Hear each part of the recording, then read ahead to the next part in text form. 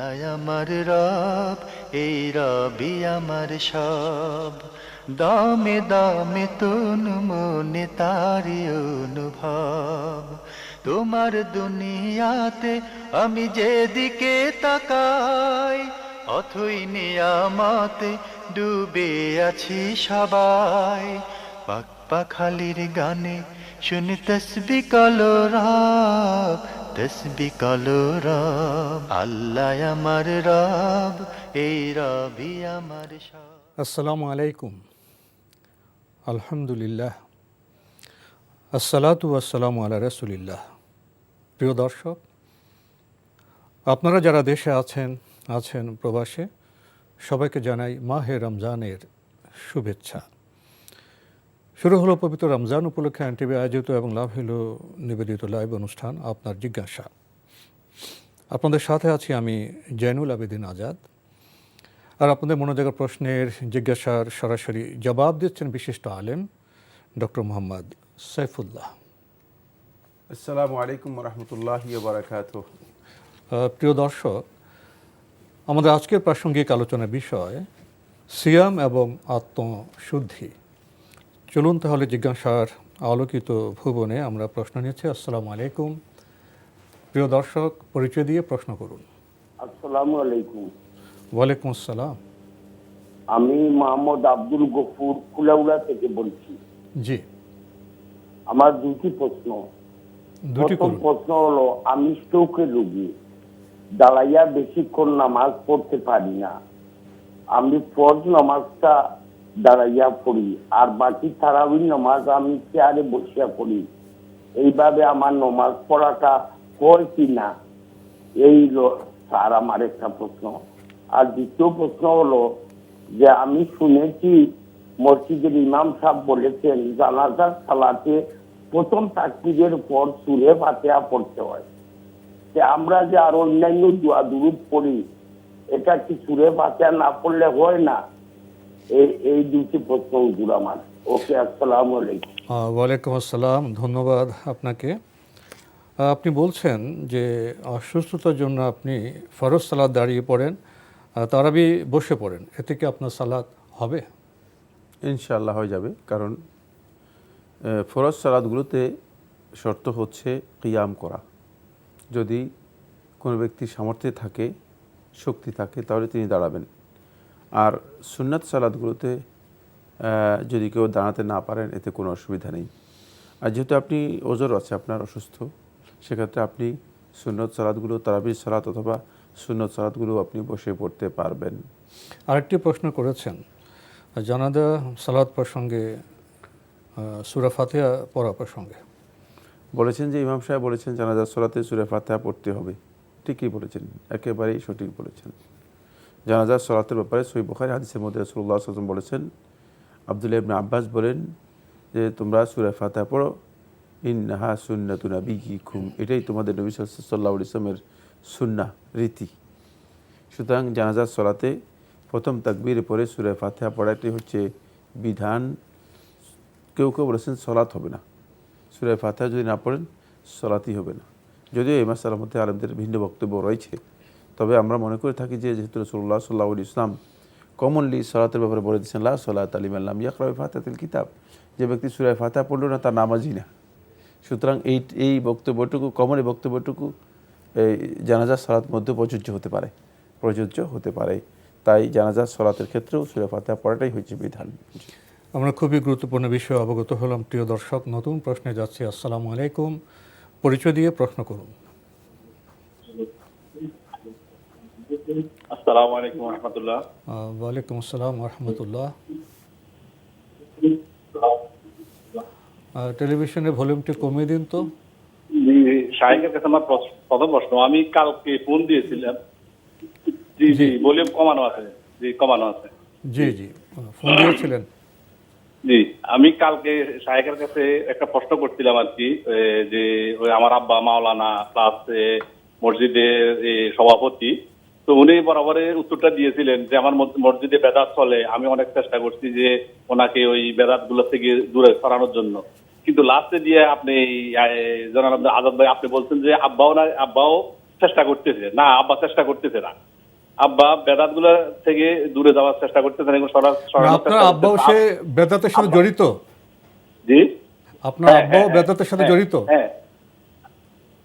জি, এখন আপনার প্রশ্নটি কি? আব্বাকে যদি বলে, জি জি জি, আব্বা জড়িত। আব্বা বলতেছে যে এই প্রশ্নটা হচ্ছে এটি যে আব্বাও জড়িত। আব্বাকে যদি বলি, আব্বা বলে যে বাপদাদারা কি এটা ভুল করে আসছে নাকি, এখন নতুন নতুন অনেক কিছু বাইরে হবে, এটা বলতেছে।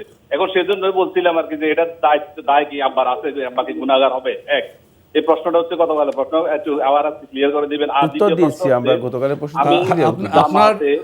আপনার যখন নামাজ পড়ি, মনে করেন 1 রাকাত পাই না, 1 রাকাত পেলাম না। জি, আপনার দ্বিতীয় প্রশ্ন কি জামাতে 1 রাকাত পেলেন না, জি, তারপরে কিভাবে করবেন, এই তো? হ্যাঁ, 1 রাকাত আমি পেলাম না। জি, শুনেন না, কথা শেষ হোক। যে তারপরে কিভাবে সালাত আদায় করবেন, এই তো প্রশ্ন। আমি 1 রাকাত পেলাম না, এরপরে যখন এই না না ওই তাশাহুদ, যেমন তাশাহুদ ইমামের আমি 1 রাকাত যখন পেলাম না, এই শেষ তাশাহুদে তো আপনার এটা আমার শেষ না, ইমামের শেষ, তখন ইমাম আপনার তাশাহুদ পড়েন এবং দুরুদ পড়েন, দোয়া মাসুরা পড়েন। আমি কি সবগুলো পড়তে পারবো? আমার হানাফি মাযহাবে নাকি আছে আপনার কি বলে যে প্রথম বৈঠকে তাশাহুদের পরে দুরুদ পড়া যাবে না, পড়লে তাওয়াজ্জুহ দিতে হয়। এখন ওই সময়টা যে ইমাম সাহেব। জি জি, ধন্যবাদ আপনাকে। আপনার দ্বিতীয় প্রশ্নটা আমরা পেয়েছি। আপনার প্রথম প্রশ্নে আসি। প্রথম প্রশ্নের জবাব তো কালকে দেওয়া হয়েছে, শায়েখ তো প্রথমে জবাব দিয়েছেন। আমাকে পিছিয়ে থেকে একটু যেভাবে হেল্প করা হলো যে আপনার বাবা ও সংস্কারের চেষ্টা করছেন, আপনি আজকে সংশোধন করলেন না, আপনার বাবাও সে বেদাতের কাজ জড়িত। তো শায়েখ তো কালকে দুটি বিষয় বলেছেন, বেদাতের সাথে জড়িত থাকলে কী হবে, আর শেষে যে আমরা একটু ইনপুট পেলাম তার আলোকে যদি না থাকে সেটা বলে দিচ্ছেন। তো আপনার প্রশ্নের জবাব তো হয়ে গেছে, তাই তো? হ্যাঁ, গতকালের বিষয় আমরা স্পষ্ট করেছি, তিনি যদি সত্যিকার এই কাজে লিপ্ত থাকেন তাহলে তিনি অবশ্য এর জন্য গুনাহগার হবেন। ফালাহু উইজরুহা উইজরু মান আমিলা বিহা, এর যত গুনাহ আছে গুনাহ তো পাবেনই। এই কাজের সাথে যারা জড়িত আছেন এদের সকলের অপরাধ এবং সকলের দায়, সকলের গুনাহ তার ঘাড়ের উপর বর্তাবে এবং তিনি সেটা বহন করতে হবে। এটা আমরা গতকাল স্পষ্ট করেছি। এই হাদিসটি সহিহ মুসলিম থেকে আমরা উল্লেখ করেছি। নিশ্চয়ই আপনার যদি একটু শুনেন ভালো করে আপনি বুঝতে পারবেন। দ্বিতীয় প্রশ্ন আপনি করেছেন যে আপনি ইমামের সাথে সালাত আদায় করছেন, 1 রাকাত পেলেন না, তারপরে কীভাবে পড়বেন, আপনি সেটা একটা বর্ণনা দিয়েছেন। আপনি যে প্রশ্নটি করেছেন, ইমাম সাহেবের শেষ তাশাহুদ, ইমাম সাহেব যদি তাশাহুদ পড়ে, আপনি তাশাহুদ পড়তে পারবেন, দরুদ পড়তে পারবেন, দোয়া মাসুরা পড়তে পারবেন। যদি কেউ বলে থাকেন যে না শুধু তাশাহুদ পড়লেই হবে, তার বক্তব্য সঠিক নয়। কারণ সলাতের মধ্যে এমন কোনো স্পেস নেই যে লোক বসে থাকবে। আর সলাতের বৈধ, যেহেতু সলাতের তাশাহুদের মধ্যে বৈধ যেই বিধানগুলো রয়েছে সেগুলো কোনো ব্যক্তি পড়তে কোনো অসুবিধা নেই, তিনি পড়তে পারবেন। আপনি তাশাহুদ পড়তে পারবেন, দরুদ পড়তে পারবেন, দোয়া মাসুরা পড়তে পারবেন। এবং রাসূলুল্লাহ সাল্লাল্লাহু আলাইহি ওয়াসাল্লাম আবু দাউদের রাওয়ায়াতের মধ্যে বলেছেন, আবু দাউদে স্পষ্ট এসেছে, ফালিয়াতাখাইয়ার মা ইয়াশাউ মিনাদ দুআ, সে যেটা মনে চায়, যে সমস্ত দোয়া মনে করে যেগুলো আমার করা দরকার, উত্তম মনে করে, এ ধরনের দোয়া যে কোনো দোয়া করতে পারবে। সুতরাং আপনি যেই দোয়াটা মনে করেন যে এটা আমার করা দরকার এবং উত্তম, আপনার কাছে জানা আছে, সেই দোয়াটাও আপনি করতে পারবেন। আমরা জানলাম বিষয়টি সম্পর্কে। প্রিয় দর্শক, নতুন প্রশ্নে যাচ্ছি। আসসালামু আলাইকুম, পরিচয় দিয়ে প্রশ্ন করুন। আসসালামু আলাইকুম, আমি চট্টগ্রাম থেকে বলছি, আতাউল কামাল। আমার 2টা প্রশ্ন আছে। জি। প্রথম প্রশ্ন হলো, 2 দিন আগে বাংলাদেশের একটা দৈনিক পত্রিকা বাংলাদেশ প্রতিদিন ভিতরের পৃষ্ঠায় লাইলাতুল কদর সম্বন্ধে এক ভদ্রলোক ছোট একটা আর্টিকেল লিখেছেন। ওখানে উনি বলছেন যে রমজান মাসের 27 তারিখে কোরআন মজিদ নাজিল হয়েছে। এই কথাটা সত্যি কিনা? তারপর 2 নম্বর প্রশ্ন হলো যাকাত সম্বন্ধে। যাকাতের 2টা অপশন আছে, একটা অপশন হলো স্বর্ণ আর একটা হলো রূপা। আমি আমার পছন্দ মতো যে কোনো একটা অপশন নিতে পারি কিনা, এই 2টা প্রশ্ন। আপনার দ্বিতীয় প্রশ্নটি কি সম্পর্কে? যাকাত সম্বন্ধে। যাকাত সম্পর্কে। এখানে যাকাত অপশন কি? একটা হলো স্বর্ণ আর একটা হলো রূপা। এখন আমি আমার পছন্দ মতো এই 2টার থেকে একটা আমি গ্রহণ করতে পারবো কিনা। মানে আপনি স্বর্ণের উপর থেকে মানদণ্ড হিসেবে কোনটা গ্রহণ করতে পারবেন, এই তো? হ্যাঁ হ্যাঁ, এটা আর জি, কি এই জি, মানদণ্ড জি। করে আমি যে জকাত, যে আমার প্রশ্ন মতো আমি সন্ধ্যের মানদণ্ড করে যে জকাত যেটা হবে হবে জি, কিনা, জি, জি। এই আর কি। ধন্যবাদ আপনাকে। তো আপনার প্রথম প্রশ্ন, একজন বলেছেন যে 27শে রমজান পবিত্র কোরআন নাজিল হয়েছে, এটা ঠিক আছে কিনা? আর্টিকেলে যেটা লিখেছেন যে কোরআনে করিম রমাদান মাসের 27 তারিখ অবতীর্ণ হয়েছে, এই বক্তব্যের সপক্ষে কোনো দলিল আছে আমার জানা নেই, এবং এটা সঠিকও না। এভাবে তারিখ নির্দিষ্ট করা হয়নি, বরং মুসনাদ আহমদের একটি হাদিসের মধ্যে এসেছে ভিন্ন কথা। সেই হাদিসের মধ্যে স্পষ্ট করে উল্লেখ করা হয়েছে, হাদিসটি সালমা ইবনে আকওয়া রাদিয়াল্লাহু তাআলা থেকে বর্ণিত। তিনি বলেন যে কোরআনে করিম রমাদান মাসের 24 তারিখ অবতীর্ণ হয়েছে। রমাদান মাসের 27 তারিখে কোরআনে করিম অবতীর্ণ হয়েছে, এ কথা সঠিক নয়। রমাদান মাসের একটি রাতে কোরআনে কারীম নাজিল হয়েছে, সেটা হচ্ছে লাইলাতুল কদর, কিন্তু তারিখ ফিক্সড করা হয়নি। সুতরাং তারিখের ব্যাপারে যে হাদিসগুলো রয়েছে, সে হাদিসগুলো কেউ কেউ বলেছেন যে সনদের দিক থেকে শুদ্ধ নয়, আবার কেউ কেউ বলেছেন যে সালমা ইবনে আকওয়া রাদিয়াল্লাহু বর্ণিত যে হাদিসটি রয়েছে এটা সনদের দিক থেকে শুদ্ধ। এটাকে নাসরুদ্দিন আমরিও সহি বলেছেন, এটাকে শেখ আহমদ শাকির রাহিমাহুল্লাহ তাআলা তিনিও সহি বলেছেন, কিন্তু 27 তারিখের ব্যাপারে কোনো হাদিস নেই। তাই তিনি এটি হয়তো আন্দাজের উপর বলেছেন, যেহেতু 27 তারিখ লাইলাতুল কদরের ব্যাপারে বক্তব্য এসেছে, এই জন্য হয়তো তিনি বলেছেন যে 27 তারিখে কোরআনে কারীম নাজিল হয়েছে, এই কথা বলেছেন। এখানে পার্থক্য কোথায়? তিনি হয়তো এই তাহকিক করতে পারেননি, অথবা এই তাহকিকে জাননি। খুব ভালো করে বুঝতে হবে পার্থক্যটা হচ্ছে এই জায়গায়।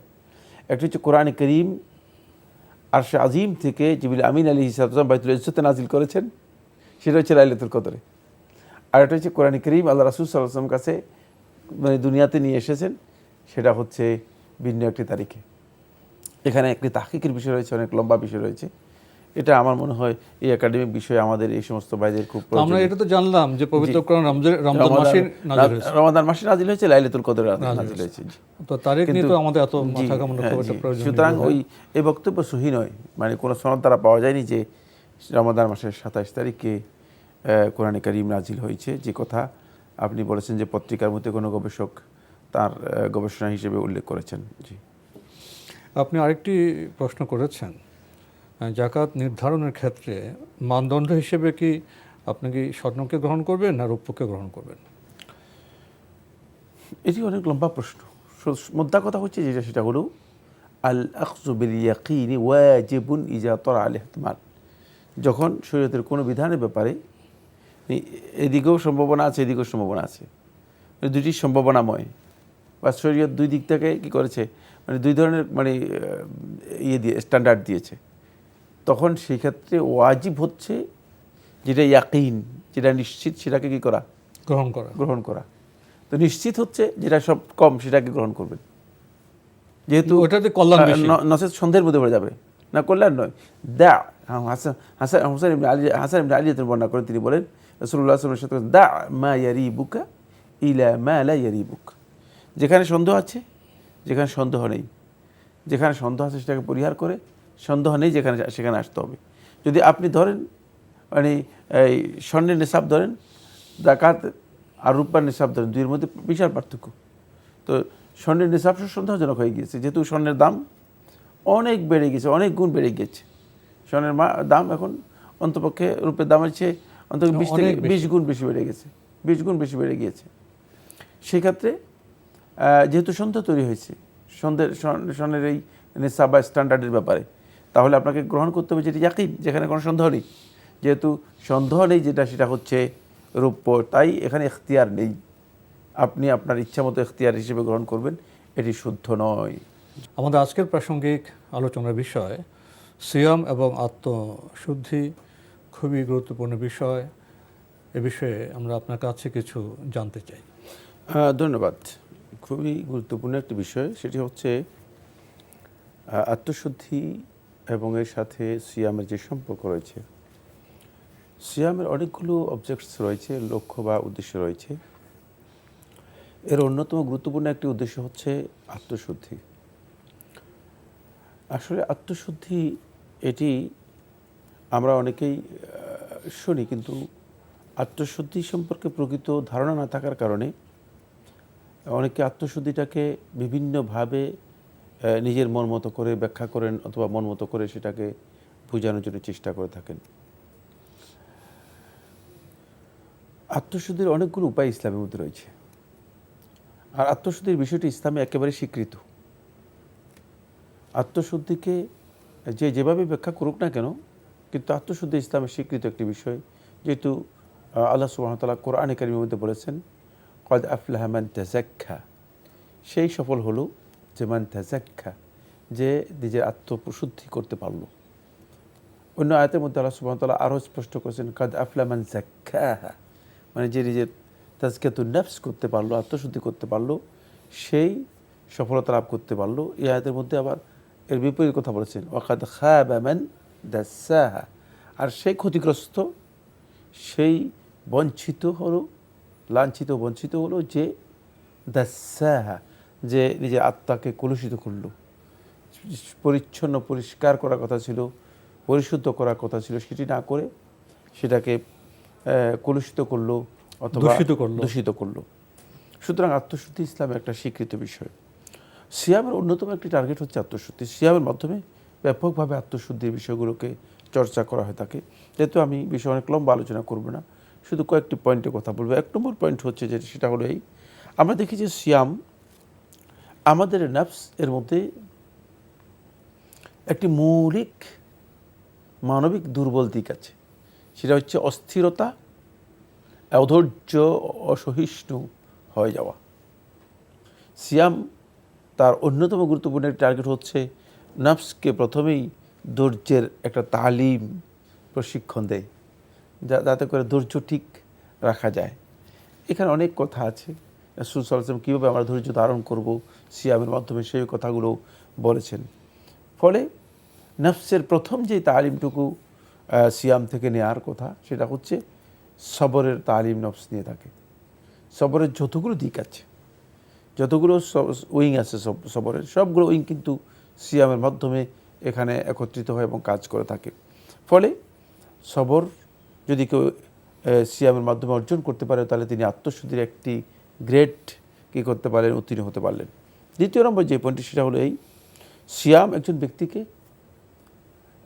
যেমনিভাবে সবরের তালিম দিয়ে থাকে, তার সাথে সাথে তার যে সমস্ত নফস এর ডিজায়ার আছে, শাহাওয়াত আছে, নফসের কামনা বাসনা যেগুলো আছে, নফস যে কাজগুলো করতে তাকে উদ্বুদ্ধ অনুপ্রাণিত করে, যেগুলো থেকে তাকে তাড়িত করে, এগুলো থেকে সিয়াম তাকে বাধা দেয় সবসময়।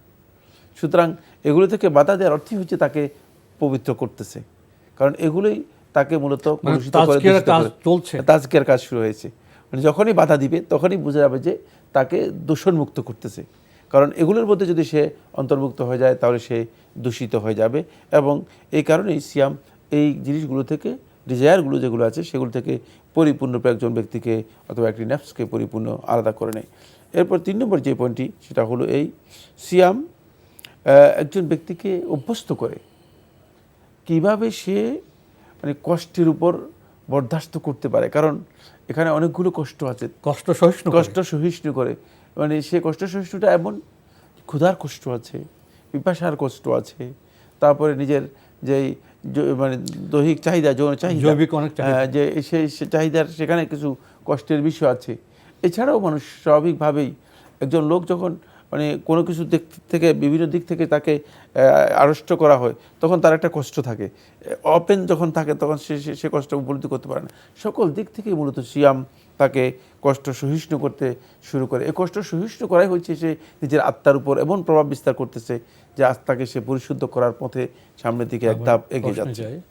প্রিয় দর্শক, আমরা অনেক বিষয়ের মধ্যে গুরুত্বপূর্ণ কয়েকটি বিষয় জানলাম। সুযোগ হলে আমরা আরও জানার চেষ্টা করব। আমরা প্রশ্নে যাচ্ছি। আসসালামু আলাইকুম, পরিচয় দিয়ে প্রশ্ন করুন। ওয়ালাইকুম আসসালাম, আমি নরসিংদী থানা থেকে বলছিলাম। জি বলুন। আমার একটা প্রশ্ন আর কি, আমাদের পাশে একটা হিন্দু ভাইয়ের দোকান, তো ওই দোকানে যারা চাকরি করে একজনের দেখছি আপনার ওই যে ছোলা জ্বালায় না, ছোলা নারকেলের ছোকলা, একটা এর ভিতরে রাখে আর কি ওনারা সকাল সন্ধ্যা আর কি করে দুমা দিয়ে আর কি ওনাদের মন্ত্র পড়ে। তো যে লোকটা ছোকলা ছেড়ে ওই লোকটা মুসলমান, তো ওনার কি বুঝতে পারছি। আমি কিছু বুঝছি না। আপনার ভাইয়া আপনি তো কথা বলছেন, কথা স্পষ্ট হচ্ছে না। আপনি কি দোকানে আছে, সেখানে চাকরি করেন, মানে এখানে কি কি হয়, সে দোকানে কি হয়? আর কি আমারই এক কাজিন চাকরি করে ওখানে।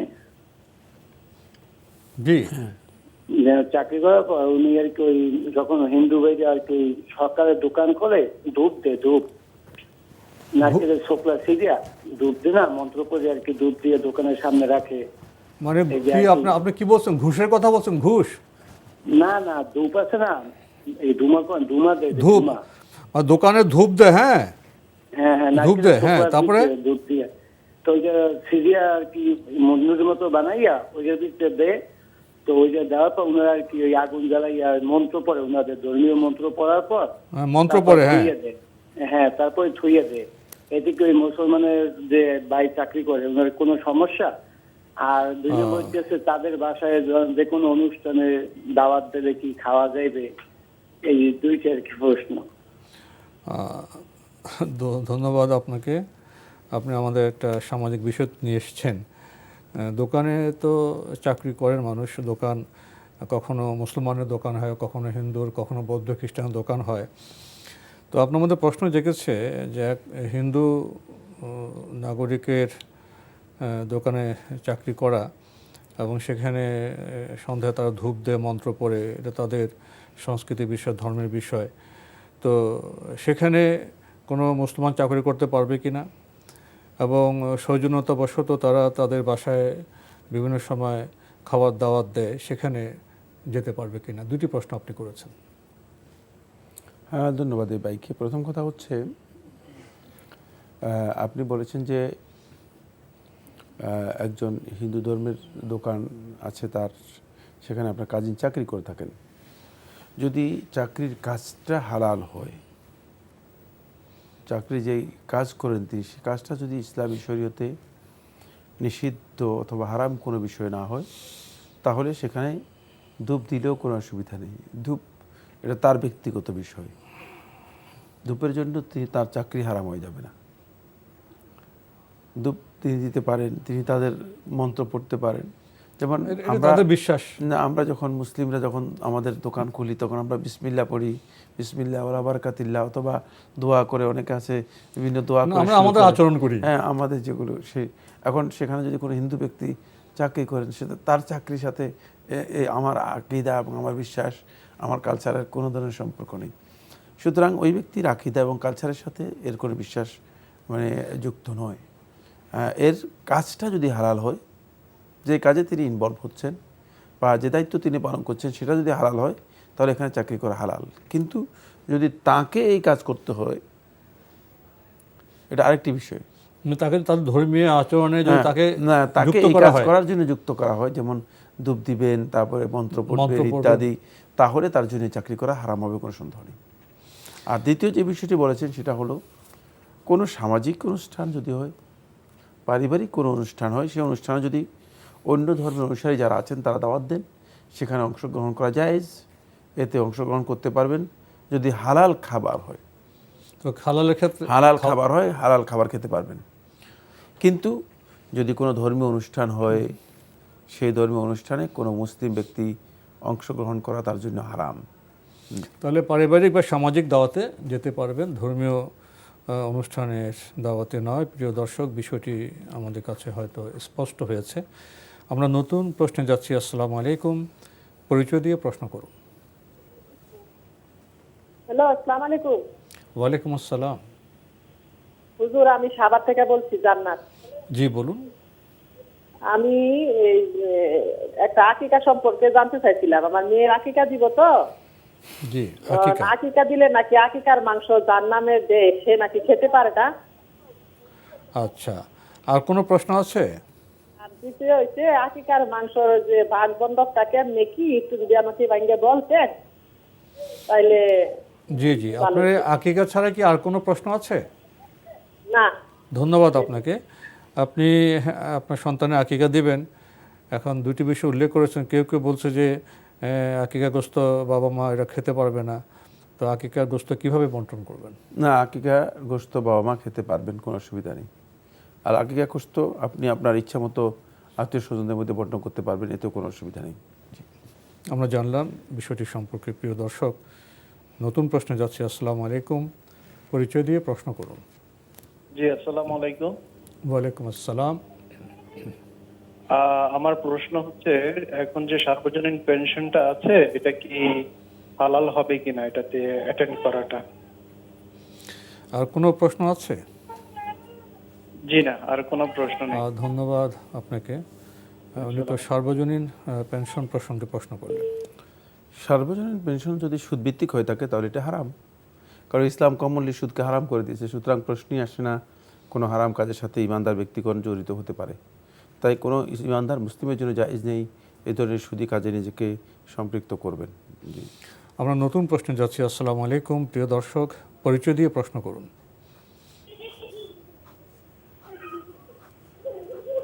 লাইনে আছেন? হ্যাঁ, আমি হ্যালো, আসসালামু আলাইকুম। ওয়ালাইকুম আসসালাম। জি, আমার প্রশ্ন হচ্ছে যে এতিম নাবালক সন্তানের যাকাত দিতে হবে কিনা। জি, আমার একটাই প্রশ্ন, এতিম নাবালক সন্তানের যাকাত দিতে হবে কিনা সম্পদের। এতিম, জি, নাবালক সন্তানের সম্পদের যাকাত দিতে হবে আচ্ছা কিনা। আচ্ছা আচ্ছা, এতিম নাবালক সন্তানের যাকাত, তার তো সম্পদ আছে না? জি জি, সম্পদ আছে। হ্যাঁ, আমাকে ধন্যবাদ। কিছু আর আলেম কোনো প্রশ্ন বলছে আছে? যে- জি না, আমি একটু বিভ্রান্তির মধ্যে আছি। আমাকে কিছু আলেম বলছে যে এতিমের উপর শিশুর উপর যাকাত ফরজ না, আবার কেউ বলে ব্যক্তির উপর নয়, সম্পদের উপর যাকাত ফরজ। আমাকে একটু বিস্তারিত বলবেন। জি, আসসালামু আলাইকুম। ধন্যবাদ আপনাকে। এতিম নাবালক সন্তানের উপর যাকাত ফরজ হবে, তার সম্পদ আছে। এই মাসআলার মধ্যে আলেমদের দ্বিমত আছে। বিশুদ্ধ বক্তব্য হচ্ছে, যেহেতু সম্পদ আছে ওই সম্পদের জাকাত দিতে হবে। তার অভিভাবক ওলি যিনি হবেন তিনি সম্পদের জাকাত বের করবেন, সম্পদের জাকাত অভিভাবক বের করবেন। সেক্ষেত্রে জাকাত কিন্তু ব্যক্তির উপর ওয়াজিব হয় না, জাকাত ওয়াজিব হয় সম্পদের উপর। ব্যক্তির উপর জাকাত ওয়াজিব হয় না, জাকাত ওয়াজিব হয় সম্পদের উপর। এবং এতিম নাবালক হওয়ার কারণে সে নিজে জাকাত দিতে পারবে না, কিন্তু তার সম্পদ ব্যবহার করা ওলির জন্য জায়েজ।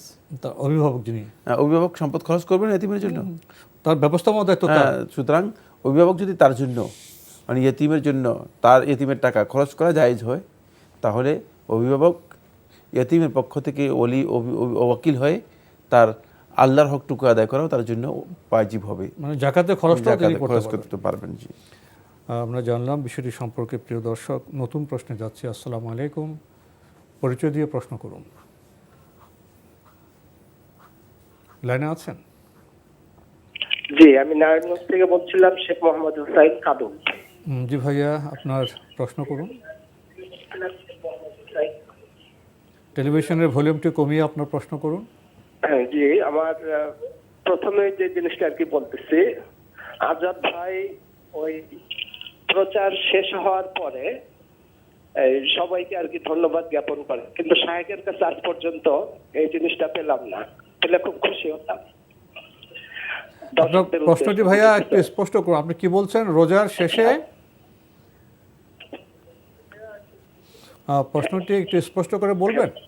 মানে আপনারা যখন অনুষ্ঠান শেষ হয়, জি, অনুষ্ঠানটা শেষ হওয়ার পরে জি, আজাদ ভাই দর্শকদের উদ্দেশ্যে মানে শুভেচ্ছা বিনিময় করে শেষ করেন, জি, কিন্তু শাহেক সাহেব আর কি দর্শকের উদ্দেশ্যে কিছু বলেন না। এটা আমার কাছে একটু লাগে। আচ্ছা আচ্ছা আচ্ছা, আর কোনো প্রশ্ন আছে? জি, অবশ্যই আছে। বলুন। প্রথম প্রশ্ন হচ্ছে, আমাদের নবী করিম সাল্লাল্লাহু আলাইহি ওয়াসাল্লাম কোন এক সাহাবাকে বলেছিলেন, না সাহাবা বলেছিলেন যে হুজুর আমি তো সূরা ইখলাস খুব ভালোবাসি। জি, এখন উত্তরে আমাদের নবীজি বলেছিলেন যে এই ভালোবাসাটাই তোমাকে জান্নাতে নেবে। জি, আচ্ছা, এখন আমার কথা হচ্ছে, আমি সূরা ইয়াসিন সূরাটা খুব বেশি ভালোবাসি। ইয়াসিন ভালোবাসেন? জি, প্রতিদিন আমি এই ইয়াসিন সূরা মানে তাহাজ্জুদের সময় পড়ি, মানে আমি সময় পেলেই সেটা করি, কিন্তু বাংলায়, যেহেতু আমি আরবি বুঝি না, বাংলায় পড়ি। আপনি সূরা ইয়াসিন ভালোবাসেন, আচ্ছা। আপনার প্রশ্ন কি এখন? আচ্ছা, এখন এটা কি আল্লাহ তাআলা কবুল করবে? এটা আল্লাহ তাআলা এটা কি কবুল হবে? কবুল। ধন্যবাদ আপনাকে। আর কোনো প্রশ্ন আছে? একটা প্রশ্ন হচ্ছে, আহ, আমি ধ- আমার বাড়িওয়ালা ভাড়াটিয়া, আমি ভাড়াটিয়া, ভাড়া থাকি। তো এখন এইখানে প্রতি মাসে ভাড়া দেই বা কোনো মাসে দেই না, 4,000 টাকার একটা সমস্যা বাড়িওয়ালার সাথে। জি, এখন এই 4,000 টাকার সমস্যা হয়েছে। এখন বাড়িওয়ালা বলছে, আমি বলতেছি যে আমি দিয়েছি, আর বাড়িওয়ালা বলতেছে যে আমি দেই নাই। তো এখন এক পর্যায়ে বাড়িওয়ালা আমাকে খুব অভিশাপ দিচ্ছেন। অভিশাপ দিয়ে বলতেছেন যে তোমাকে কোরআন শরীফ ধরতে হবে। তো আমি বলেছি আমি কোরআন শরীফ ধরবো, আমি টাকা দিয়েছি। কেন উনি যে আমাকে অভিশাপ দিচ্ছেন, আমি কিন্তু কিছুই বলতেছি না। এখন আমি কি কোরআন শরীফটা ধরতে পারি হুজুর? আচ্ছা, আপনার সাথে ওনার কি ওই ভাড়ার লেনদেনের সমস্যা, তাই না? আপনার কাছে উনি কি ভাড়া পান? হ্যাঁ, উনি ভাড়া পাবেন, কিন্তু আমি তাকে ভাড়া দিয়েছি, মানে 4,000 টাকার একটা সমস্যা। জি, এখন উনি বলতেছেন আমি দেইনি, আর আমি বলতেছি আমি দিছি, কিন্তু আমি জি, জি, স্পষ্ট জি। যে আমি তাকে ভাড়া দিয়েছি। তো এখন উনি আমাকে কথায় কথায় খুব রোজার ভিতরে উনি আমাকে খুব অভিশাপ দিচ্ছেন। তা আমি ওটা কর্ণপাত করতেছি না, কারণ আমি এখন জানি তো আমি আপনাকে তাকে- কোরআন ধরে শপথ করতে বলতেছে। জি জি জি জি জি। ধন্যবাদ আপনাকে, আপনি দুটি গুরুত্বপূর্ণ প্রশ্ন করেছেন। আপনি প্রথমে যেটা অনুষ্ঠান প্রসঙ্গে বললেন যে অনুষ্ঠান শেষে আমি শুভেচ্ছা বিদায় নিই, শায়েক নেন না। অনুষ্ঠানের একটা স্ট্রাকচার থাকে, উপস্থাপক অনুষ্ঠান শুরু করেন এবং সমাপ্ত করেন। এর আগে শায়েক তার যা বলার বলে দেন।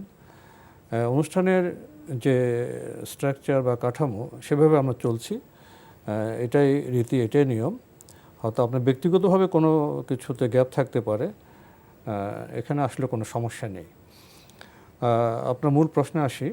আপনি বলছেন যে নবীজি সাল্লাল্লাহু আলাইহি ওয়াসাল্লামকে একজন বলেছেন, এক সাহাবী, যে আমি সূরা ইখলাস খুব ভালোবাসি। নবীজি সাল্লাল্লাহু আলাইহি ওয়াসাল্লাম বলেছেন তোমার এই ভালোবাসা তোমাকে জান্নাতে নেবে। এখন আপনার বিষয় হলো আপনি সূরা ইয়াসিন খুব ভালোবাসেন, তো আল্লাহ কি এটাকে সেভাবে কবুল করবেন? এটা ওনার প্রশ্ন। ধন্যবাদ, খুবই গুরুত্বপূর্ণ প্রশ্ন করেছেন। সূরাতুল ইখলাসের ব্যাপারে যে হাদিসটি বর্ণনা করেছেন সেটি সহিহ বুখারীর মধ্যে এসেছে, এবং সেটা সূরা ইখলাসের জন্যই খাস নির্দিষ্ট। তাই এটাকে সূরা ইয়াসিনের সাথে কিয়াস করার কোনো সুযোগ নেই। আপনি কথা বলার সুযোগ নেই যে সূরা ইখলাস যেহেতু ভালোবাসছেন এটা জান্নাতে নিয়ে যাবেন, তাহলে আমি সূরা ইয়াসিনকে ভালোবাসি, সূরা ইয়াসিন আমাকে জান্নাতে নিয়ে যাবে, এই সুযোগ নেই। এইখানে কিয়াসের বিষয় চলে না, এখানে কিয়াস চলবে না, আন্দাজ করার কোনো সুযোগ নেই। দ্বিতীয় নম্বর যে বিষয়টি আপনি বলেছেন যে আমি সূরা ইয়াসিনকে ভালোবাসি, বাসতে পারেন। কোরআনে কারিমে একটি সূরাকে কেউ যদি ভালোবাসেন, এটা তার ভালোবাসার সুযোগ আছে, তিনি অবশ্যই ভালোবাসলে এর সওয়াব পাবেন, করে সন্দেহ নেই। কিন্তু আপনি বলেছেন যে আমি সূরা কোরআন পড়তে পারি না, আমি বাংলায় পড়ি না, এই বাংলায় পড়ার কোনো বিধান নেই। আপনার বক্তব্য যে কথা এসেছে যে বাংলায় আমি পড়ি না, এই বিধান নেই। সুতরাং আপনি বাংলায় যদি পড়েন তাহলে আপনি গুনাহগার হবেন, সব তো পাবেনই না, গুনাহগার হবেন। আপনি চেষ্টা করুন কোরআন কারীম শেখার জন্য। দুনিয়ার মানুষগুলো কোরআন বাংলায় তো কোরআন উচ্চারণ করা যায় না, তো না, সঠিকভাবে। দুনিয়ার মানুষগুলো কোরআন শিখছে, ছোট ছোট বাচ্চারা কোরআন শিখে, কোরআন পড়ে, কোরআন তিলাওয়াত করে, হাফেজ হচ্ছে। হ্যাঁ, হাফেজ হচ্ছে। সুতরাং এটাকে এত কঠিন কিছু ভাবার কোনো দরকার নেই। একটু চেষ্টা করুন, সব কিছুর জন্য তো আমরা চেষ্টা করি, সকল কাজের জন্য আমরা অনেক চেষ্টা করি। সুতরাং কোরআনের জন্য আমরা একটু চেষ্টা করতে পারবো না, একটু ত্যাগ করতে পারবো না? অবশ্যই চেষ্টা করেন। যেহেতু আপনার কাছে সূরা ইয়াসিনটা খুব পছন্দ হয়, একজন আরেককে বলেন, দেখবে এক বৈঠক বা 2 বৈঠকেই পুরো সূরাটা আপনাকে শিখিয়ে দিতে পারবে। অনেক সময় নেবে, যদি আপনি অক্ষরগুলো চিনেন, অক্ষরগুলো পড়তে জানেন, তাহলে খুব অল্প সময়ের মধ্যে শিখতে পারবেন। কেন আপনি কোরআনে কারিমের ভুল মানে রিডিং নেবেন, অথবা আপনি বাংলা পড়ার জন্য চেষ্টা করবেন? আর অবশ্যই কোরআনে কারিমের সূরাতুল ইয়াসিন যদি আপনি পড়েন, সূরা ইয়াসিন পড়ার কারণে কোরআনের আয়াতের যে সওয়াব আছে সেটা তো অবশ্যই পাবেন, কোনো সন্দেহ নেই। কিন্তু সূরা ইয়াসিনের ব্যাপারে যেই ফজিলতের বক্তব্যগুলো এসেছে, একটিও সনদের দিক থেকে বা হাদিসের বিশ্লেষণের দিক থেকে, মানগত দিক থেকে গ্রহণযোগ্য নয়। আপনি আরেকটি প্রশ্ন করেছেন, বাড়িওয়ালার সাথে আপনার ভাড়ার অর্থ নিয়ে একটু সংকট চলছে। আপনি বলছেন যে আমি 4,000 টাকা দিয়েছি, বাড়িওয়ালা বলছেন যে আপনি দেননি। তো এই কারণে বাড়িওয়ালা আপনাকে অভিশাপ দেন এবং বলছেন যে কোরআন ধরে শপথ করতে হবে। এখন উনি কী করবেন? না, আপনি 4,000 টাকা দিয়ে দিন, কোরআন ধরে শপথ করা জায়েজ নেই, সেই না জায়েজ করতে যাবেন কেন? আর তার জন্যও জায়েজ নেই যে তিনি আপনাকে কথা বলতে পারেন। তিনি যদি জুলুম করে থাকেন, 4,000 টাকা কোনো বিষয় নয়, কিয়ামতের দিন 4,000 টাকা তিনি আপনাকে তার নেক আমল থেকে বুঝিয়ে দেবে। সুতরাং টাকাটা দিলেই আপনি এখানে সমাধান করে ফেলতে পারেন। জি, আমরা জানলাম বিষয়টি সম্পর্কে। প্রিয় দর্শক, নতুন প্রশ্নে যাচ্ছি। আসসালামু আলাইকুম, পরিচয় দিয়ে প্রশ্ন করুন। আসসালামু আলাইকুম। ওয়ালাইকুম আসসালাম। আমি মাহমুদুল হাসান বলছিলাম নারায়ণগঞ্জ থেকে। জি, আর একটু জোরে বলুন, আমরা আপনাকে আর একটু স্পষ্ট শুনতে চাই। আমি মোহাম্মদ মাহমুদুল হাসান বলছিলাম। জি, মাহমুদুল হাসান ভাই, আপনি প্রশ্ন করুন। আমরা আপনাকে শুনতে পাচ্ছি, প্রশ্ন করুন। আমার প্রথম প্রশ্ন ছিল যাকাত সংক্রান্ত। আমার ধরেন দাদা দাদি নাতি ছেলে এবং পোতা ছেলেকে দিতে পারবে কিনা যাকাতের টাকা? জি, যাকাতের টাকা নাতি ছেলে এবং পোতা ছেলেকে দিতে পারবে কিনা? দাদা দাদি না? জি, দাদা দাদি। নাতিকে গরিব দরিদ্র? দরিদ্র মানে ধরেন একসাথেই আছে সংসারে, কিন্তু যাকাতের টাকা দিয়ে নাতিকে কিছু কিনে দিল, পোতা ছেলেকে কিছু একটু স্পষ্ট করুন। মানে দাদা নাতি বাবা সবকে একসাথে একই ফ্যামিলিতে আছে? জি, একই ফ্যামিলিতে আছে। তো ফ্যামিলি তো এখন তো সংসার দায়িত্ব তো দাদা দাদির না? জি জি জি। তো এখন আপনি হঠাৎ করে বিচ্ছিন্ন করে নাতিকে জাকাতের কথা কেন বলছেন? নাতির বয়স কত? নাতির বয়স 17। 17? আর একটা বয়স 25। আপনি প্রশ্ন পেয়েছেন? পেয়েছি। আপনার কি আর কোনো প্রশ্ন আছে? জি হুজুর।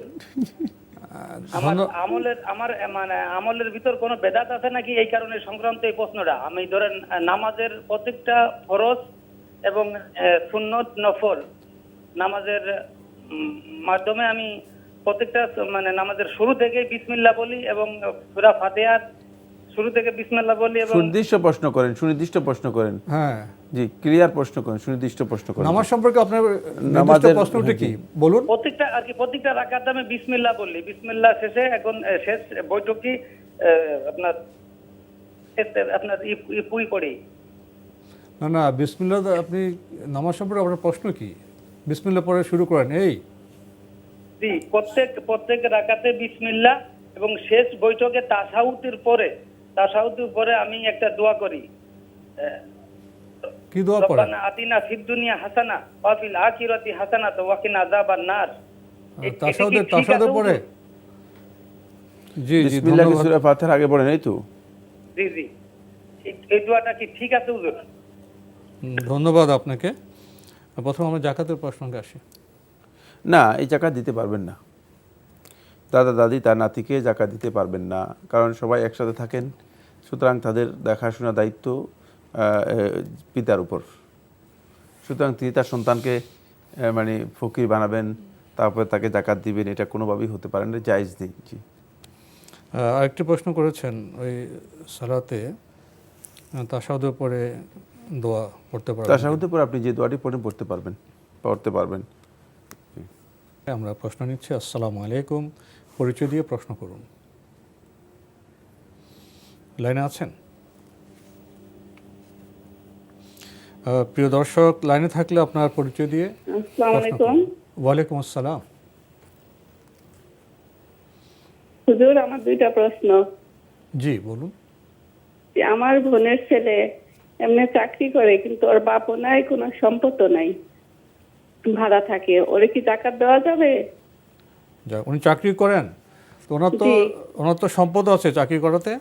না, কোনো সম্পদ নাই, নিজের ভাড়া থাকেন। না, ভাড়া থাকেন তো থাকতে হলে ভাড়া থাকতে হবে, কিন্তু উনি মাসে বেতন পান না? জি জি। তো উনি কি গরিব ফকির? বাপ না, উনি গরিব না, বাপ নাই আর কি, মা আছে। আচ্ছা ঠিক আছে। উনি এতিম, বাবা নেই, চাকরি করেন, বাসা ভাড়া দেন, তো ওনাকে জাকাতের টাকা দিবেন কি না? তো উনি তো ফকির নন, ওনার তো নেশা পরিমাণ অর্থ আছে, তাই না? প্রশ্ন পেয়েছেন? জি আচ্ছা, আর কোনো প্রশ্ন আছে? আর কোনো প্রশ্ন জি আছে? হুজুর, আর মানে বেতরের নামাজটা 3 রাকাত কিভাবে পড়তে হয় একটু যদি বলতেন তাহলে ভালো হতো। বিতির 3 রাকাত না? জি হুজুর। ধন্যবাদ আপনাকে। জি আসসালামু আলাইকুম। ধন্যবাদ আপনাকে। বোনের ছেলের প্রতি তো আদর আছে, সোহাগ আছে, খালাদের তো খুব প্রিয় আমার সম্পর্ক। বোনটা অসুস্থ এমনি। বোনের ছেলের সাথে এতিম বলছেন, কিন্তু উনি চাকরি করেন। তো আপনি বলছেন যে ওনাকে জাকাতে টাকা দিতে পারবেন কিনা?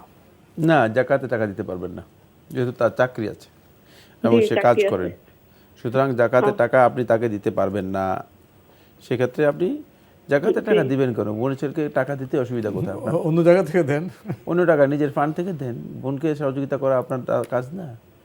আপনার এই টাকা জমা করতেছেন মানে বোনকে গরিব বানাবেন, তারপরে বোনের ছেলেকে গরিব বানাবেন, আত্মীয় স্বজনকে ফকির মিসকিন বানাবেন না। আত্মীয় স্বজনদেরকে সহযোগিতা করবেন, তারা আপনার টাকা থেকে উপকৃত হবে। আপনিও যেভাবে উপকৃত হচ্ছেন তারাও উপকৃত হবে। তাহলে দেখবেন যে আপনার টাকার বরকত হবে এবং তারাও আপনার প্রতি অনেক সম্মান এবং শ্রদ্ধা দেখাবে। তখন আপনি আহসিন ইলান নাসি তাস্তাবিদ কুলুবাহুম, কবি বলতেছেন যে মানুষের প্রতি ইহসান করো, ভালো ব্যবহার করো, কিছু অনুগ্রহ দেখাও, তাহলে তাস্তাবিদ কুলুবাহুম, তাদের অন্তরগুলোকে তোমার গোলাম বানিয়ে ফেলবা। তাদের অন্তর তোমার একেবারেই বশ হয়ে যাবে, তারা অন্তর দিয়ে তোমাকে ভালোবাসবে। সুতরাং সেটা করার জন্য চেষ্টা করুন। কেন জাকাত ফকির মিসকিনের হক টেনে এনে তাদের উপর চাপিয়ে দিচ্ছেন? দরকার নেই, ওটা ফকিরের জন্য রেখে দেন। আরেকটি প্রশ্ন করেছেন যে ভিতরে 3 রাকাত সালাত কিভাবে পড়বেন? এটা সালাতের জন্য, কারণ আমাদের এই অনুষ্ঠান যদি সবাই প্রশ্ন করেন যে মানে সালাতের পদ্ধতি শিক্ষা দেন, তাহলে তো আমরা সালাতের প্রশিক্ষণ করছি মানে এই প্রোগ্রামে। এটা জীবন ঘনিষ্ঠ প্রশ্ন উত্তরের 3 রাকাত ভিতরে সালাত কীভাবে আদায় করতে হয় এটা সালাতের বই থেকে শিখে নেওয়ার জন্য চেষ্টা করেন। কিছু জ্ঞান তো আমরা মানে এখানে দিচ্ছি, আর কিছু নিজেরা আমরা অর্জন করি। এখন প্রত্যেকে প্রশ্ন করবে, আরেকজন আসে বলবেন যে আমি ফজরের সালাতটা কীভাবে আদায় করব। এখানে অবশ্যই সালাত আমাদেরকে সালাতের বই থেকে শিখতে হবে। যদি কোনো মাসআলার ব্যাপারে প্রশ্ন হয় তাহলে আমরা সেগুলোর উত্তর দেব, বাকি আমরা এভাবে উত্তর দেই না। ভিতরের সালাত 3 রাকাত আদায় করবেন স্বাভাবিক নিয়ম অনুযায়ী। যদি একসাথে আদায় করতে চান তাহলে 3 রাকাত একাধারে আদায় করবেন, মাঝখানে বসবেন না। আর যদি আলাদা আদায় করতে চান 2 রাকাত আদায় করবেন, ডান এবং বামে সালাম ফিরাবেন, তারপরে দাঁড়িয়ে যাবেন, তারপরে 1 রাকাতের নিয়ত করে সেই রাকাত কমপ্লিট করবেন এবং 3য় রাকাতে দোয়া কুনুত করতে পারবেন। রুকুর আগেও করতে পারবেন, রুকুর পরেও করতে পারবেন। সংক্ষেপে বলে দিলাম, কিন্তু বলতাম না আমি আসলে। আমরা সংক্ষেপে জানলাম ভিতরে 3 রাকাত সালাত আদায়ের পদ্ধতি সম্পর্কে। তবে আমাদের গ্রন্থের সাহায্য নিলে আমরা আরও ভালোভাবে জানতে পারবো, বিশদভাবে জানতে পারবো। প্রিয় দর্শক, আমরা নতুন প্রশ্নে যাচ্ছি। আসসালামু আলাইকুম, পরিচয় দিয়ে প্রশ্ন করুন। লাইনে আছেন? লাইনে থাকলে পরিচয় দিয়ে প্রশ্ন করুন।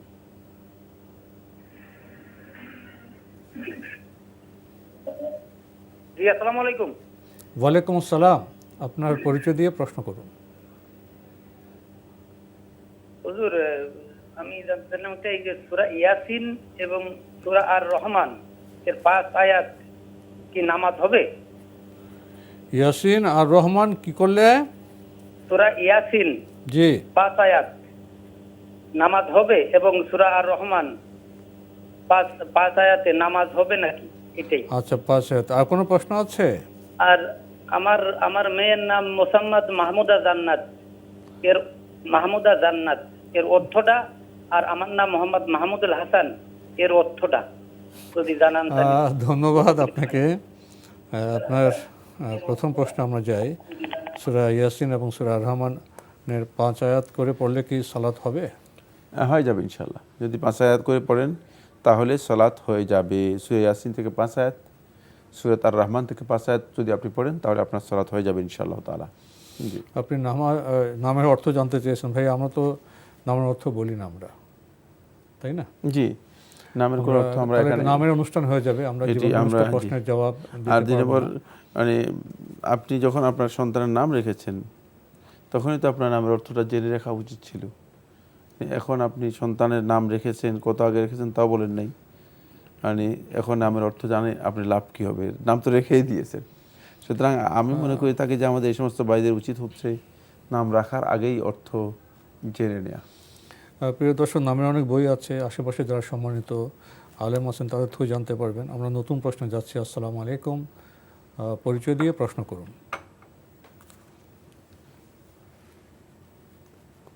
লাইনে আছেন?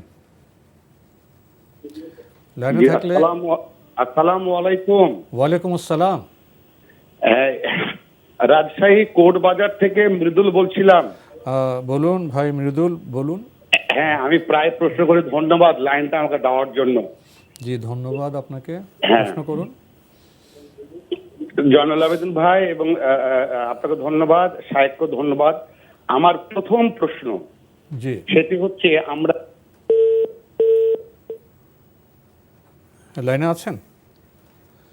লাইনটা বোধহয় কেটে গেল, আপনাকে আবার চেষ্টা করতে হবে। আমরা নতুন প্রশ্নে যাচ্ছি। আসসালামু আলাইকুম, পরিচয় দিয়ে প্রশ্ন করুন।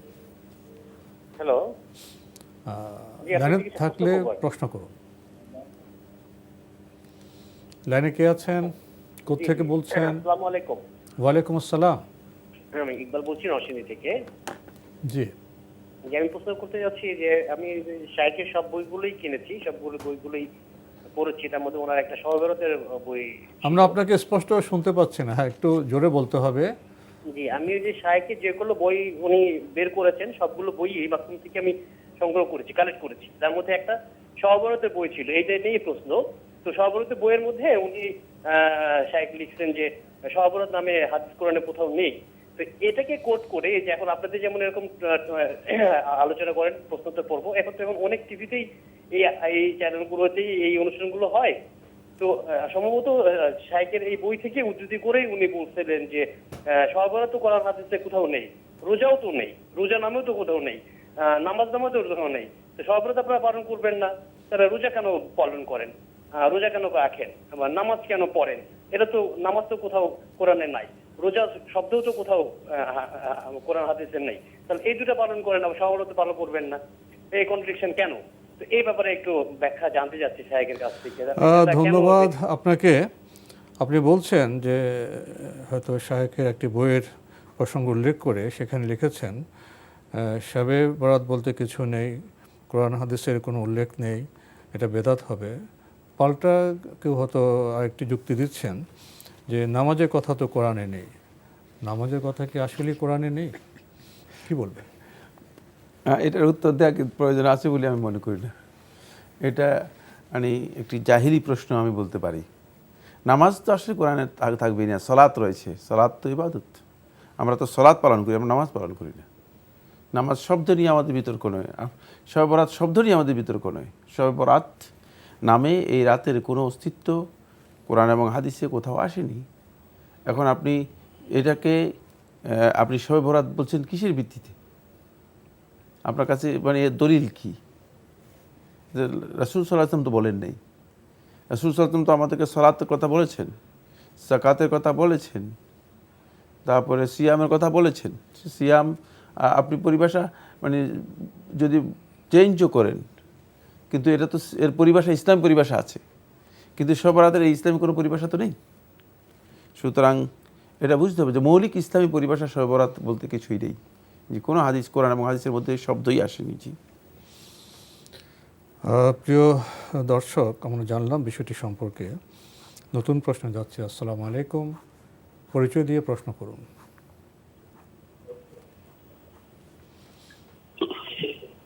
লাইনে আছেন? জি জি, লাইন আছে। আসসালামু আলাইকুম। ওয়ালাইকুম আসসালাম। হ্যাঁ, লাইনটা কেটে গেছিল। রাজশাহী কোট বাজার থেকে মৃদুল বলছিলাম। জি জি, মৃদুল বলেন। হ্যাঁ, আমার প্রথম প্রশ্ন হচ্ছে, সাউন্ড কমাও।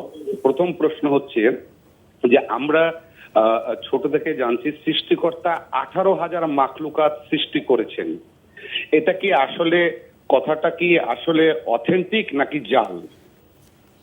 জি জি জি, এটা হচ্ছে 1 নম্বর প্রশ্ন।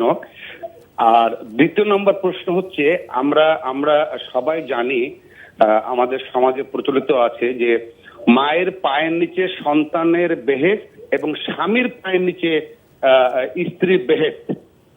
এই কথাটাও আপনার হচ্ছে যে একদম দলিল ভিত্তিক কিনা বা জাল কিনা।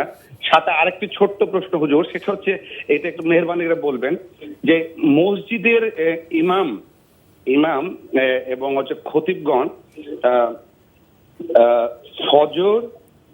ফজর, মাগরিব এবং এশা এই 3 রাকাত নামাজ পড়ানো ওনারা উচ্চারণ করে করে, তেলাওয়াত করে করে, উচ্চারণ করে, শব্দ করে। কিন্তু আপনার জোহর এবং আসর এগুলো ওনারা উচ্চারণ বা শব্দ করে আপনার তেলাওয়াত করে সালাত আদায় করান না কেন? এই প্রশ্নগুলো। ধন্যবাদ আপনাকে। বেশ কয়েকটি গুরুত্বপূর্ণ প্রশ্ন আপনি করেছেন। প্রথম প্রশ্ন, এটা তো বেশ প্রচলন আছে যে সৃষ্টিকর্তা 18,000 মাখলুকাত সৃষ্টি করেছেন। এই তথ্য কি সঠিক? না, এই সঠিক তথ্য নয়। 18,000 মাখলুকাত সৃষ্টি করা হয়েছে, এই তথ্য সঠিক নয়, এটি জাল বক্তব্য। ওমা ইয়ালামু জুনুদা রাব্বিকা ইল্লা হু। আল্লাহ রাব্বুল আলামিনের সৃষ্টির সংখ্যা কত তিনি ছাড়া আর কেউ জানেন না। স্পষ্ট করে আল্লাহ সুবহানাহু ওয়া তাআলা বলে দিয়েছেন, অসংখ্য গণিত সৃষ্টি করেছেন এবং কুল্লা ইয়াউমিন হুয়া ফি শা'n। প্রতিদিন আল্লাহ সুবহানাহু ওয়া তাআলা একটা না একটা কাজের মধ্যে আছেনই, সৃষ্টি আর করতেও করেন। সৃষ্টি আল্লাহ তাআলার একটা সিফা, অত্যন্ত গুরুত্বপূর্ণ গুণাবলী, গুণ। সুতরাং আল্লাহ রাব্বুল আলামিনের এই গুণ বা বৈশিষ্ট্য তিনি সৃষ্টি করেন। তাই আল্লাহ সুবহানাহু ওয়া তাআলা সৃষ্টিকে মানে কোনো সুনির্দিষ্ট সংখ্যার মধ্যে সুস্পষ্ট কোনো দলিল দ্বারা, সহি দলিল দ্বারা নির্দিষ্ট করা হয়নি। এই নির্দিষ্টকরণ মোটেও শুদ্ধ নয়। আমি বলতে পারি অসংখ্য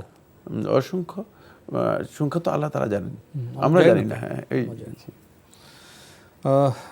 আরেকটি প্রশ্ন আপনি করেছেন, আমাদের সমাজে তো এটা প্রচলিত আছে। দুইটি বিষয়, মায়ের পায়ের নিচে সন্তানের বেহেশত একটি কথা, আরেকটি স্বামীর পায়ের নিচে স্ত্রীর বেহেশত, ঠিক আছে? মায়ের পায়ের নিচে সন্তানের বেহেশত এই মর্মে যে রেওয়ায়তটি রয়েছে, এটা কেউ কেউ সহি বলেছেন, নাসরুদ্দিন আলবানী রহমতুল্লাহ সহি বলেছেন। সুতরাং এটা সহি বক্তব্য। কিন্তু স্বামীর পায়ের নিচে স্ত্রীর বেহেশত এই মর্মে কোনো সহি রেওয়ায়ত আছে আমার জানা নেই। এখানে এ ধরনের কোনো সহি, মানে এই টেক্সটে কোনো সহি বক্তব্য নেই। কিন্তু স্বামীর আনুগত্য করা স্ত্রীর উপর ফরজ, এই মর্মে সহি রেওয়ায়ত, সহি হাদিস রয়েছে। আমরা জানলাম বিষয়টি সম্পর্কে। প্রিয় দর্শক, আরেকটি প্রশ্ন আপনার মধ্যে জেগেছে। 5 ওয়াক্তের সালাতের মধ্যে কোনো কোনো সালাত ইমাম সাহেব, খতিব সাহেব জোরে পড়েন, আবার কোনো কোনো সালাত জোরে পড়েন না, এটা কেন? এটা কুইজের প্রশ্নের মতো আর কি। রাসূল সাল্লাল্লাহু আলাইহি ওয়াসাল্লাম এভাবে পড়েছেন। রাসূল সাল্লাল্লাহু আলাইহি ওয়াসাল্লাম জোহর এবং আসরের সালাত নীরবে পড়েছেন। মাগরিব, ইশা এবং ফজর রাসূল সাল্লাল্লাহু আলাইহি ওয়াসাল্লাম আওয়াজ করে পড়েছেন। পড়ে তারপরে বলেছেন, সল্লু কামা রাআইতুমুনি উসাল্লি, তোমরা সালাত আদায় করো যেভাবে আমাকে সালাত আদায় করতে দেখেছো। এই জন্যই এইভাবে করা হয় থাকে। প্রিয় দর্শক, ইমাম বা খতিবরা ওরা নিজেরা আবিষ্কার করেননি, ওনারা রাসূল সাল্লাল্লাহু আলাইহি ওয়াসাল্লাম যেভাবে করেছেন তার আনুগত্য করতে গিয়ে এভাবে করছেন এবং ওনারা সঠিক কাজটি করছেন। আমরা নতুন প্রশ্নে যাচ্ছি। আসসালামু আলাইকুম, পরিচয় দিয়ে প্রশ্ন করুন। লাইনে আছেন? প্রিয় দর্শক, লাইনে থাকলে পরিচয় দিয়ে প্রশ্ন করুন।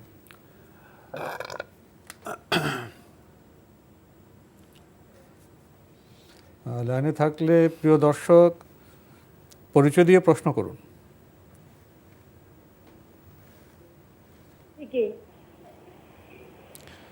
যে আমরা আপনার তো ক্ষীণ কণ্ঠ শুনতে পাচ্ছি। আপনি শুনতে পাচ্ছেন? জি জি, আপনি লাইনে থাকলে আপনার পরিচয় দিয়ে প্রশ্ন করুন। হ্যাঁ, আমার দুটি প্রশ্ন আছে। কে বলছেন, কোথা থেকে বলছেন? আমি মুক্তাগাছা থেকে বলছি। জি বলুন। আমার দুটি প্রশ্ন আছে। আমার প্রথম প্রশ্নটি হচ্ছে ফেতরা নিয়ে। তো আমার প্রথম প্রশ্নটি হচ্ছে যে আমাদের ঘরে আমরা সদস্য সংখ্যা 6 জন। এই ক্ষেত্রে আমার গর্ভের একটি সন্তান রয়েছে। এখন এই গর্ভের সন্তান সহ কি আমাদের ফেতরাটা দিতে হবে, নাকি গর্ভের সন্তান বাদ দিয়েই আমরা শুধু 6 জনের ফেতরার টাকাটা দিলেই হবে? আর দ্বিতীয় প্রশ্নটি হচ্ছে আমি জি। গর্ভাবস্থা অনেকের কাছেই শুনে থাকি যে অনেকে বলে গর্ভাবস্থায় রোজা রাখলে নাকি এটা ডাবল সব পাওয়া যায় বা ডাবল রোজা হয়, এটা কতটুকু সত্যি? এই বিষয়ে আমি আরেকটু জানতে চাই। এইটাই ছিল জি আমার জি প্রশ্ন। ধন্যবাদ আপনাকে, খুব সুন্দর প্রশ্ন করেছেন। আমরা আপনার শুভ কামনা করি, আপনার জন্য দোয়া করি, আপনার গর্ভের সন্তান। তো আপনার প্রশ্ন হলো গর্ভের সন্তানেরও কি ফিতরা দিতে হবে? এই মর্মে ওসমান ইবনে আফফান রাদিয়াল্লাহু আনহু বর্ণিত একটি রিওয়ায়াত রয়েছে। গর্ভে সন্তানের সদকাতুল ফিতর আদায় করার ব্যাপারে তিনি এটা উত্তম মনে করেছেন, উত্তম বলেছেন। সুতরাং সদকাতুল ফিতর যদি আদায় করেন উত্তম হবে, কোনো সন্দেহ নেই, ওয়াজিব হবে না, উত্তম, ভালো হবে। উত্তম। যেহেতু পৃথিবীতে নেই এই জন্য তার উপর সেটা ওয়াজিব হয়নি, কিন্তু যেহেতু তার অস্তিত্ব আছে তার পক্ষ থেকে আদায় করে দেওয়াটা উত্তম। আমরা খুবই গুরুত্বপূর্ণ বিষয় জানলাম প্রিয় দর্শক। আরেকটি প্রশ্ন আপনি করেছেন, কেউ কেউ বলেছেন সন্তান তো গর্ভে আছে, এই অবস্থায় যদি রোজা রাখা হয় তাহলে ডবল সওয়াব পাওয়া যাবে। ডবল সওয়াবের বিষয়টি ঠিক আছে কিনা? না, ডবল সওয়াবের বক্তব্য সঠিক নয়। বরং গর্ভবতী মা এবং দুগ্ধদানকারী মা এই দুইজন যদি মানে কোনো আশঙ্কা করেন সন্তানের ব্যাপারে অথবা নিজের ব্যাপারে, তিনি সিয়াম পালন করবেন না, এটা বিশুদ্ধ বক্তব্য। পরে আদায় করবেন, পরে আদায় করে দেবেন। মানে ডাবল সওয়াবের কথা বলা, ডাবল সওয়াবের কথা এখানে নেই, এটা আবেগের কথা, এটা আবেগের, অতিরিক্ত আবেগের কথা। সেক্ষেত্রে যদি আপনি আশঙ্কা করেন নিজের উপর অথবা সন্তানের উপর, তাহলে আপনি সিয়াম ভঙ্গ করতে পারবেন। পরবর্তীতে প্রত্যেকটি সিয়ামের এগেনিস্টে একটি করে সিয়াম আদায় করে দেবেন। আর যদি দেখেন যে না এ ধরনের আশঙ্কা নেই, আলহামদুলিল্লাহ সুস্থ আছেন, তাহলে সিয়াম পালন করুন, এর সন্তানের জন্য উপকারী হবে। আমরা জানলাম বিষয়টি সম্পর্কে। প্রিয় দর্শক, নতুন প্রশ্নে যাচ্ছি। আসসালামু আলাইকুম, পরিচয় দিয়ে প্রশ্ন করুন। লাইনে আছেন? জি জি, আসসালামু আলাইকুম। ওয়ালাইকুম আসসালাম। হ্যালো জি, আমরা আপনাকে শুনতে পাচ্ছি। আসসালামু আলাইকুম। ওয়ালাইকুম আসসালাম, আপনার পরিচয় দিয়ে প্রশ্ন করুন। ইকরামুল হক। জি বলুন। বাবরডাঙ্গা গাইবান্ধা থেকে বলতেছিলাম। জি, আমরা আপনাকে শুনতে পাচ্ছি, আপনার প্রশ্ন করুন। হুজুর, বলুন। আমি আমি আমি আমার জন্য একটু দোয়া করবেন, আমি অসুস্থ তো, আমার জন্য একটু দোয়া করবেন, আমি অসুস্থ। আচ্ছা আচ্ছা আচ্ছা, অসুস্থ, এই আর প্রশ্ন করবো না, অসুস্থ, আমি দোয়া করবো। আজকে কোনো প্রশ্ন নেই। ধন্যবাদ আপনাকে, আপনি অসুস্থ, দোয়া চেয়েছেন, আমরা আপনার জন্য দোয়া করছি, আপনি সুস্থ হয়ে উঠুন। আমরা নতুন প্রশ্নে যাচ্ছি। আসসালামু আলাইকুম, পরিচয় দিয়ে প্রশ্ন করুন। লাইনে আছেন? লাইনে আছেন? লাইনে থাকলে পরিচয় দিয়ে প্রশ্ন করুন প্রিয় দর্শক। আসসালামু আলাইকুম। ওয়ালাইকুম আসসালাম। আসসালামু আলাইকুম। ওয়ালাইকুম আসসালাম, আপনার পরিচয় দিয়ে প্রশ্ন করুন। আমার একটা প্রশ্ন ছিল। ভাইয়া কে বলছেন, কোত্থেকে বলছেন? কে বলছেন, কোত্থেকে বলছেন? আপনি কি লাইনে আছেন? জি, আমার নাম মোহাম্মদ হোসেন, আমি নারায়ণগঞ্জ থেকে বলছি। ভাইয়া বলুন, আপনার প্রশ্ন করুন, আপনার প্রশ্ন করুন। বাথরুমে ওযু করাটা কি, এটা কি গুনাহ হয় কি না, সে বিষয়ে মানে আমি জানতে চাচ্ছিলাম। বাথরুমে ওযু, আর কোনো প্রশ্ন আছে? ধন্যবাদ আপনাকে। ওনার প্রশ্ন জি না, এখান থেকে আসলে বেরিয়ে আসার ওইটা কি, ঢাকা এবং পার্শ্ববর্তী এলাকায় তো মানুষ বাথরুম ছাড়া গোসল ওযু করতে পারে না, সেই জন্য আর কি। জি, আমরা আপনার প্রশ্ন পেয়েছি। আমরা বাথরুমে ওযু প্রসঙ্গে, ওযু কি করা যাবে বাথরুমে? বাথরুমে উজু করতে কোনো বাধা নেই। বাথরুমে উজু করা আর এমনি রুমে উজু করা একই কথাই, এর মধ্যে কোনো পার্থক্য নেই। সুতরাং এতে উজু করতে পারবেন। জি, আমরা জানলাম বিষয়টি সম্পর্কে। প্রিয় দর্শক, নতুন প্রশ্নে যাচ্ছি। আসসালামু আলাইকুম, পরিচয় দিয়ে প্রশ্ন করুন। আসসালামু আলাইকুম। ওয়ালাইকুম আসসালাম। আমার নাম আব্দুল কাদের জেলানি, জামালপুর থেকে বলছি। জি ভাইয়া বলুন। আমার 4টা প্রশ্ন। দুটি প্রশ্ন করুন। দুটি প্রশ্ন। প্রশ্ন হলো, এই যে আপনি তারাবির নামাজ বেতের মসজিদে পড়ি, বাড়িতে এসে রাত্রে নফল নামাজ পড়া যাবে কিনা?